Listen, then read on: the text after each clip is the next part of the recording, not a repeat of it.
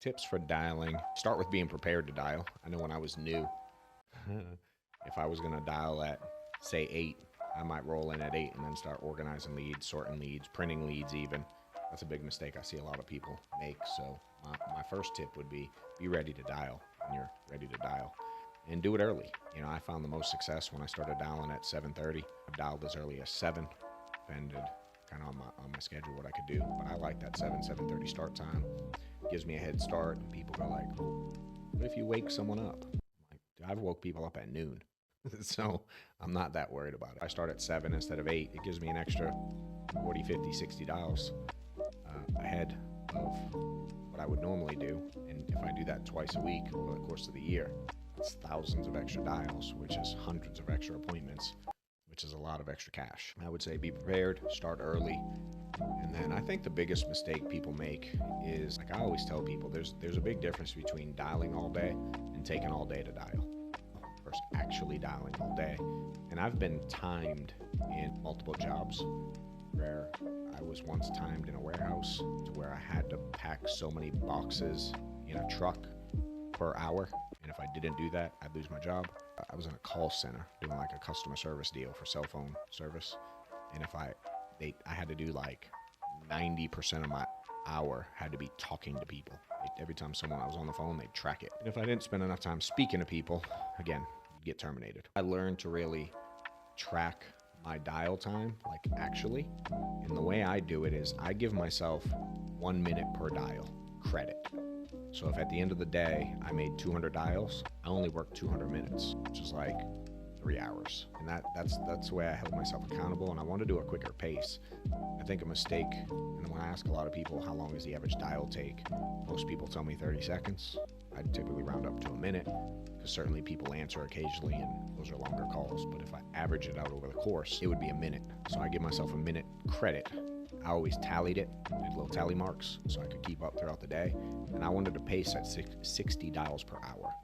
If I did 40, I was going pretty slow. That was my absolute minimum, but I really wanted to track at 60.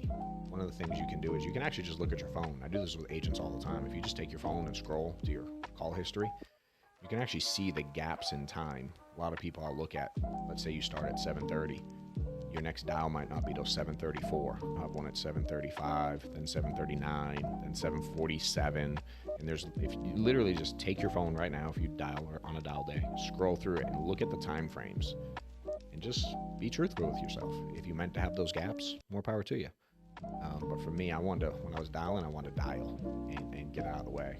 The only thing worse than dialing on a Monday morning was dialing on a Monday night when I didn't have enough appointments ready for the next day. So, and the timing between dials, like again, if a dial takes 30 seconds to a minute, if your gap between dial 1 and dial 2 is more than a minute, like you don't want to spend your day where the gap of dialing is more time than the actual dial time, you know. And certainly we tell ourselves, like, I just dialed for 4 hours and only booked 2, but you probably didn't have 240 dials in those 4 hours, which is 1 a minute. For yourself to be distracted by anything. Don't put other business in the way when you're dialing.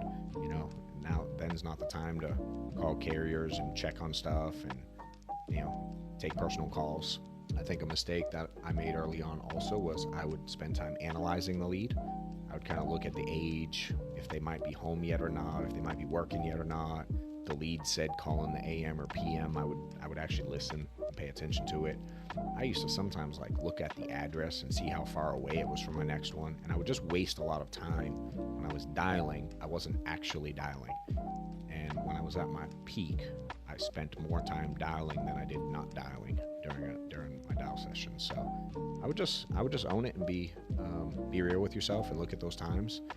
And then, you know, the basics are you're gonna have to learn whatever your version of a script is, and that comes with activity. You know, nobody has a magic script. Certainly there's some tips and tricks that you'll learn with time, but the reality is the only way to get there is to have a lot of dials over a short period of time and just get more comfortable being on the phone. There's really no shortcut to it. If you're like me at the beginning, it's going to be brutal and you're going to stutter over yourself when people give objections, but it's part of the learning curve, and being okay going through that process in order to get better is part of the game. So just be aware of what it takes, and And start early, dial often, dial fast, and get it out of the way. Be prepared.